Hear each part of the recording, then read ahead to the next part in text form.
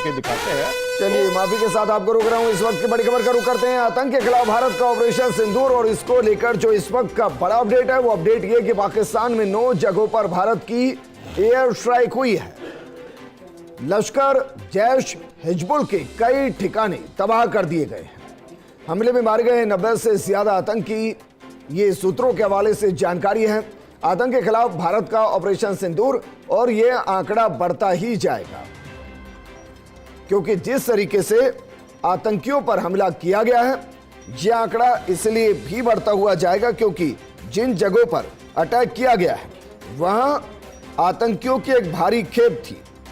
जो सपोले अपने बिल के अंदर छुपे हुए थे, उनको बिल के अंदर घुसकर मारा गया है। जो जानकारी उसके हिसाब से भावलपुर के अंदर 250 से ज्यादा आतंकी मौजूद थे। मुरीदके में 120 से ज्यादा, मुजफ्फराबाद में 130 आतंकी, कोटली में 80, सियालकोट में 100 आतंकी मौजूद थे, गुलपुर में 80 और भीमर में 60 आतंकी मौजूद थे। अब इन सबको जोड़ लीजिए, आंकड़ा होता है 800 के आसपास। और जब मिसाइल अटैक होता है तो आप मानकर चलिए वो इतना भयंकर होता है कि आसपास के हिस्से में कुछ नहीं बचता है। अब इसमें दो चीजें हैं, 800 आतंकी में से कितना जिंदा बचे, कितने मर गए। आतंकी 800 है, और ये एक बड़ा अटैक है जो भारत की तरफ से किया गया है। शुरुआत में कहा जा रहा था कि ये शायद सर्जिकल स्ट्राइक है, एयर स्ट्राइक, माफ कीजिएगा, लेकिन जैसे जैसे जानकारी सामने आ रही है, ये एयर स्ट्राइक नहीं है, बल्कि भारत के फाइटर जेट्स ने अपनी सीमा के अंदर रहते हुए अटैक किया है। स्कैल्प मिसाइल का इस्तेमाल किया है, कोई कह रहा है कि पृथ्वी मिसाइल का इस्तेमाल किया गया है।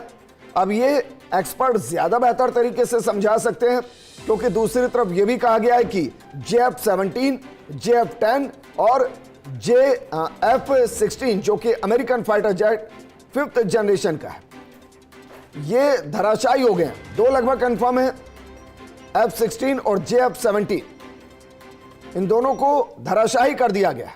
अब इनको पाकिस्तान के ही एयर डिफेंस सिस्टम ने मार गिराया है या इंडियन एयर डिफेंस सिस्टम ने मार दिया, क्योंकि पृथ्वी इतनी तेज है कि अगर पाकिस्तान के अंदर कोई फाइटर जेट उड़ता है तो उसको वहीं खत्म किया जा सकता है।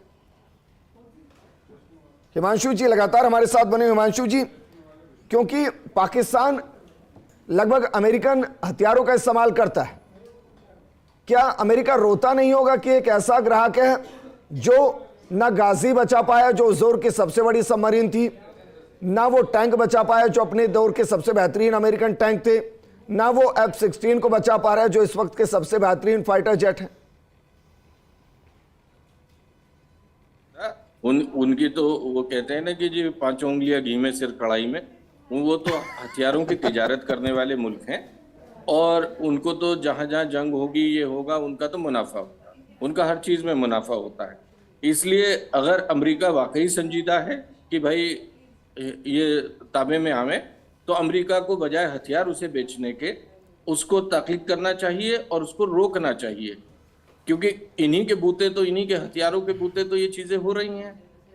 और रही बात